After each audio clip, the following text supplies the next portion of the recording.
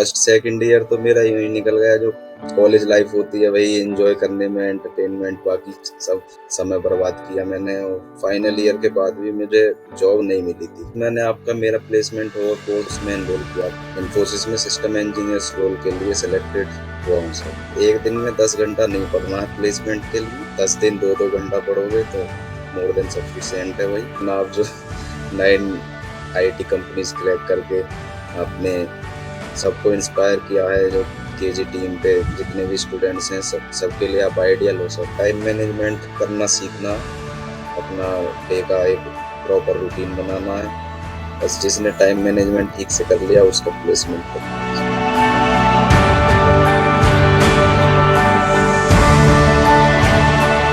नमस्कार दोस्तों, मैं हूं आपका दोस्त। स्वागत करता हूं आपका नॉलेज गेट प्लेटफॉर्म पर। आज हमारे बीच में जतिन कुमार जी प्रेजेंट हैं। जतिन जी रिसेंटली इन्फोसिस में सिस्टम्स इंजीनियर रोल के लिए प्लेस्ड हुए।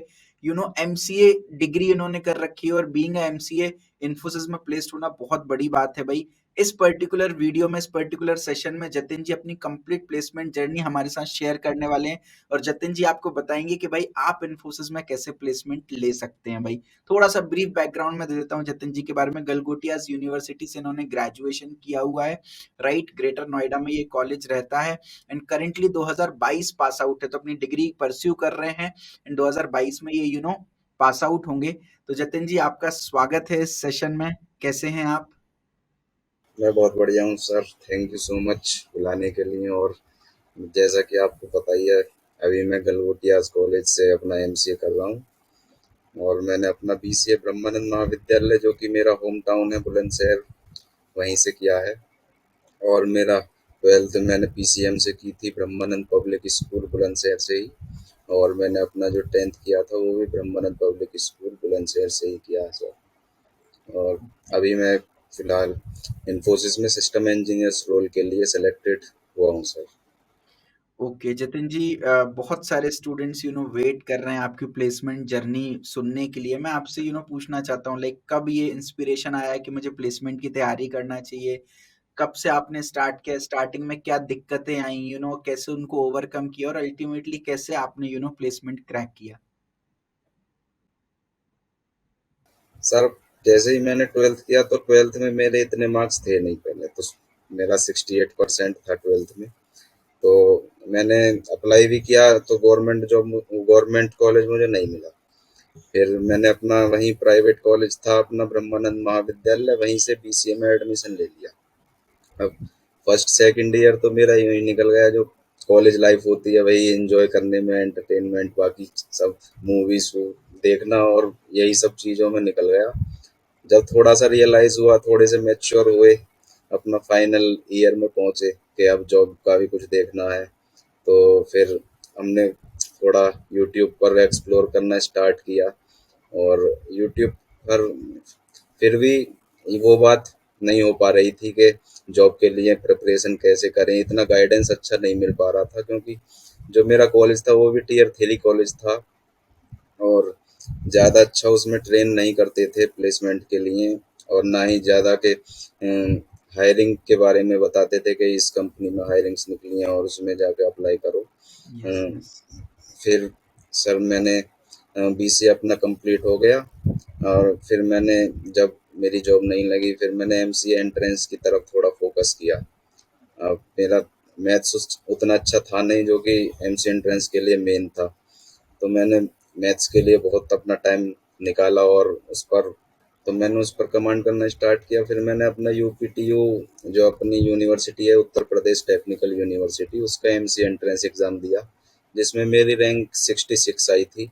और जो मैंने काउंसलिंग में फर्स्ट कॉलेज फिल किया था वही मुझे मिल गया, Galgotias college of engineering and technology. मैंने उसमें एमसीए में 2020 में एडमिशन ले लिया। अब गलगोटियाज में अच्छी ट्रेनिंग दी उन्होंने प्लेसमेंट्स की। और फर्स्ट ईयर में वो अच्छे से मेहनत की। फिर जब सेकंड ईयर में आए हम, आपने आपका नॉलेज गेट से एक कोर्स लॉन्च हुआ, मेरा प्लेसमेंट होगा। तो मैंने उसमें वीडियोस देखी, लाइव फ्री लाइव वीडियोस देखी, तो मुझे थोड़ा फील हुआ कि हाँ, अब सही डायरेक्शन में मैं जा रहा हूँ। फिर मैंने उसका एनरोलमेंट ले लिया। और मैंने अक्टूबर से लेकर अपने जनवरी तक डेली लाइव क्लासेस देखी, और इन्फोसिस की हायरिंग निकली थी जनवरी में, और जनवरी में ही टेस्ट हुआ, वो मैंने क्लियर किया। मेरा फिर वो इंटरव्यू का कॉल आया, टेक्निकल इंटरव्यू हुआ फेब्रुअरी में। उसके बाद 22 मार्च को मेरा रिजल्ट आया, जिसमें मैं सिस्टम इंजीनियर रोल के लिए सिलेक्टेड हो गया सर।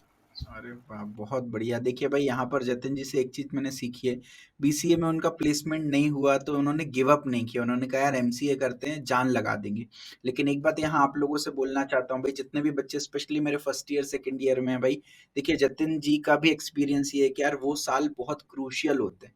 तो उनको वेस्ट मत करिएगा, और अपनी प्लेसमेंट की प्रिपरेशन जितने जल्दी स्टार्ट करें उतना अच्छा है। बिकॉज़ आप जितना लेट करेंगे उतना आप लॉस में जाओगे, और अपने चांसेस जो है आप उतने खुद कम कर रहे होगे, राइट? तो अभी से इमीडिएटली आपको प्लेसमेंट प्रिपरेशन स्टार्ट करनी है। जतिन जी, जब आपने प्लेसमेंट की प्रिपरेशन स्टार्ट की होगी तो बहुत सारे सोर्सेज थे आपके पास, आपने किन सोर्सेज को रेफर किया, एंड ऑफ कैंपस अपॉर्चुनिटीज वगैरह के बारे में आप कहाँ से देखते थे?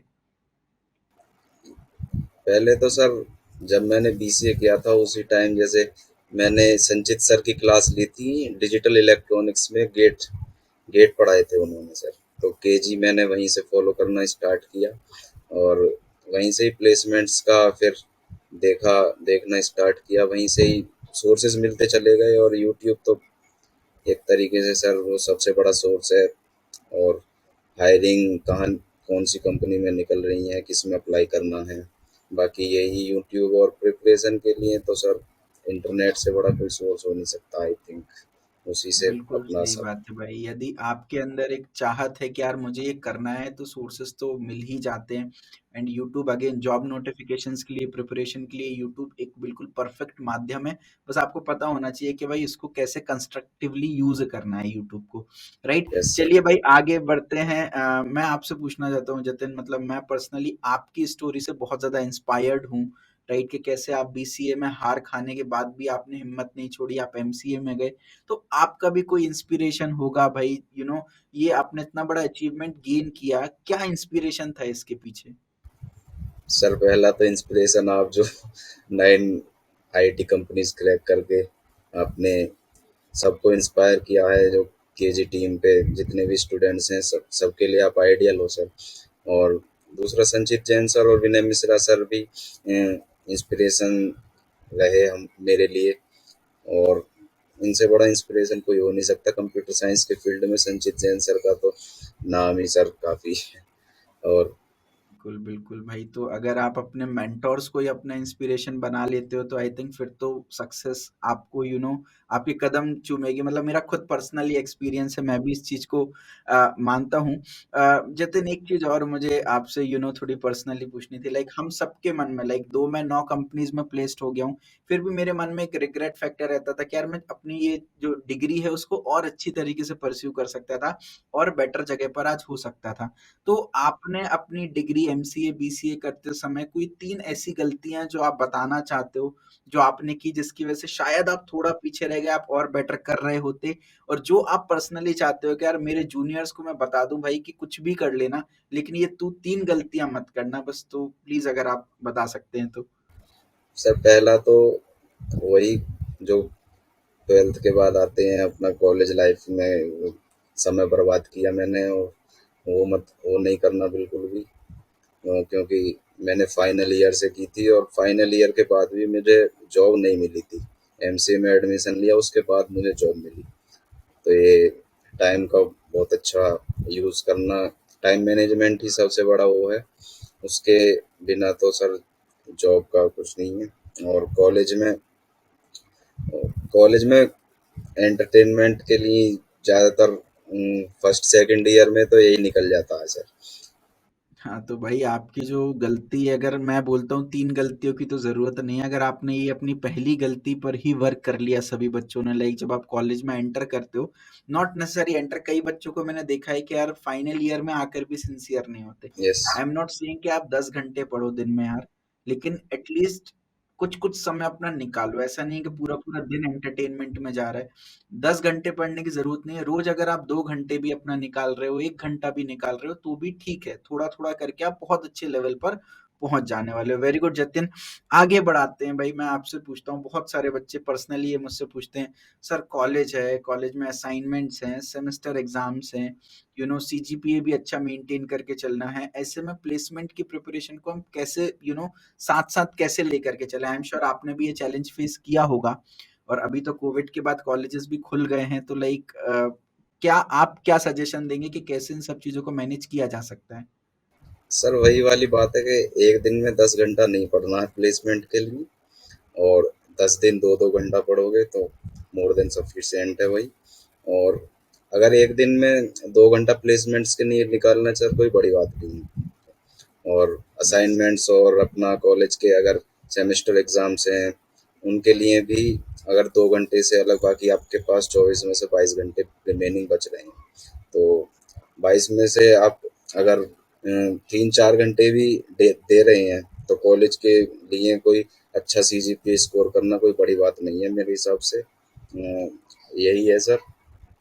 बाकी बिल्कुल सही बात है यार। देखो वही बात है कि जितना आप समय ये सोचने में वेस्ट करते हो कि टाइम कैसे मैनेज करना है, टाइम कैसे मैनेज करना है, अगर उस समय भी अगर आप पढ़ लोगे तो ऑटोमेटिकली आपका टाइम मैनेज हो जाएगा। तो वही बात है, कंसिस्टेंसी सबसे इम्पोर्टेंट है। रोज हमको 2-2 घंटे निकालना है, बाकी टाइम आप अपना कॉलेज को दो, अपनी पर्सनल लाइफ को दो, चलता है। लेकिन मैं बोलता हूँ एक इंजीनियर की 4 मील होनी चाहिए। सबसे पहले आप ब्रेकफास्ट लंच डिनर करते हो, चौथी मील शुड बी प्लेसमेंट। यार लंच को भी 1 घंटा देते हो ना, ऐसी प्लेसमेंट को भी 1 घंटा दे दो, that is more than sufficient. अच्छा आगे बढ़ता हूँ, आपसे एक चीज और पूछना चाहता हूँ, कि सीजीपीए का क्या रोल आपको लगता है? प्लेसमेंट्स में कोई रोल होता है या जस्ट 60% ले आओ that is more than sufficient? नहीं सर, सीजीपीए का रोल है। अगर सीजीपीए नहीं होंगे तो उसके टेस्ट में बैठने, सबसे बड़ी बात तो उनके टेस्ट में बैठने नहीं देंगे तो क्लियर कैसे होगा वो टेस्ट। अगर उसकी आपके पास टेस्ट पास करने का पोटेंशियल भी है, लेकिन जब टेस्ट में बैठोगे ही नहीं तो उसे क्लियर कैसे करोगे। तो इसलिए सीजीपीए का तो बहुत बड़ा रोल है उसमें। और एक तरीके से वो फर्स्ट स्टेप है अपना प्लेसमेंट लेने के लिए, क्योंकि काफ़ी कंपनीज हैं जो कि एलिजिबिलिटी क्राइटेरिया ऐसा रखती हैं। काफ़ी बच्चे तो वहीं पे ही बाहर हो जाते हैं, वहाँ क्वालिफाई नहीं हो सही पाते हैं बात है। सीजीपीए की वजह से। तो मोरल सीजीपीए ऑफ तो द सर स्टोरी ये है कि यार एटलीस्ट इतना सीजीपीए रखो कि अंदर घुस जाओ।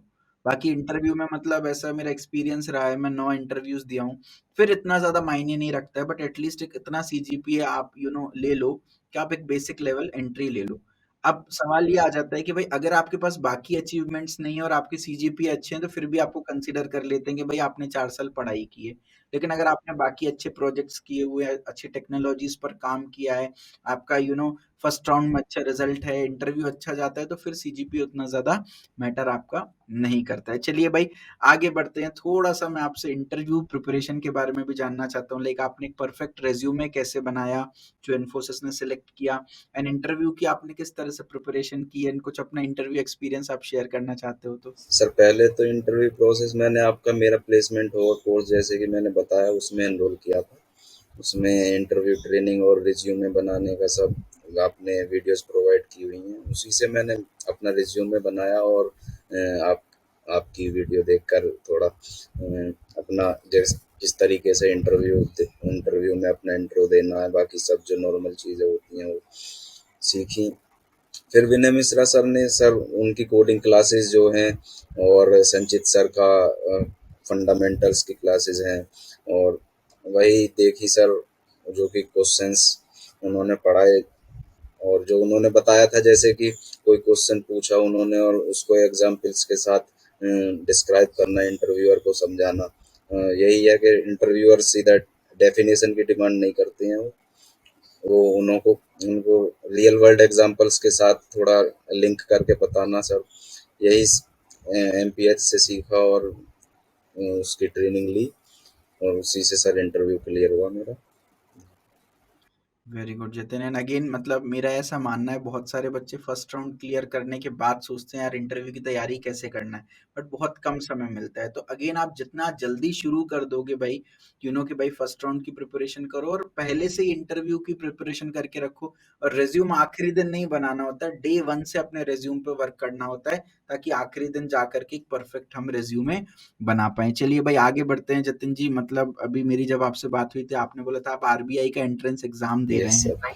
राइट? तो फिर मतलब मुझे थोड़ा-सा डाउट था कि लाइक ये दोनों अलग-अलग फ़ील्ड हैं, तो क्या इंस्पिरेशन है, क्या मोटिवेशन है, एक बार बताइए? सर एक्चुअली मेरे पापा हैं गवर्नमेंट सर्वेंट सर्वेंट रेलवेज में, तो उनको यही उम्मीदें हैं कि उनको अभी ये नहीं पता है कि आईटी सेक्टर में अभी इतना ग्रोइंग सेक्टर है, तो अच्छी इसमें अपॉर्चुनिटीज़ अभी तो ये है कि प्राइवेट जो एक तरीके से मिडिल क्लास फैमिली में होता है कि प्राइवेट जॉब है और स्टेबल जॉब नहीं होगी वगैरह हुँ, वगैरह जो हुँ, बातें होती हैं, उन्होंने बोला कि हुँ, साथ ये तो लगी गई है और साथ में गवर्नमेंट जॉब का भी, मैं ये नहीं कह रहा कि इसे मत करो, कि हुँ, साथ में हुँ, हुँ। गवर्नमेंट जॉब का भी ट्राई करते रहो।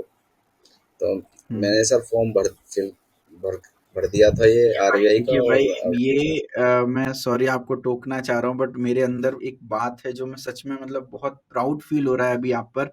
देखिए भाई, पेरेंट्स की इच्छाओं की भी पूर्ति कर रहे हैं जो उनका मन है, प्लस अपने पर्सनल इंटरेस्ट को भी मैनेज कर रहे हैं। अगर भाई चाह है तो आप कुछ भी कर सकते हो और सबसे इम्पोर्टेंट बात यार, पता है जतिन को कि आईटी में फ्यूचर है, तो उन्होंने at least as a backup job IT रख रखी है कि भाई अगर कल के दिन मेरा आरबीआई नहीं होता तो मैं बैकअप जॉब के लिए आईटी है। तो जितने भी बच्चे इंजीनियरिंग, एमसीए, बीसीए कर रहे हैं भाई, आप लोग गवर्नमेंट एग्जाम्स की प्रिपरेशन कर रहे होगे या किसी और एग्जाम की प्रिपरेशन कर रहे होगे, भाई बिल्कुल करो, मैं मना नहीं कर रहा हूँ।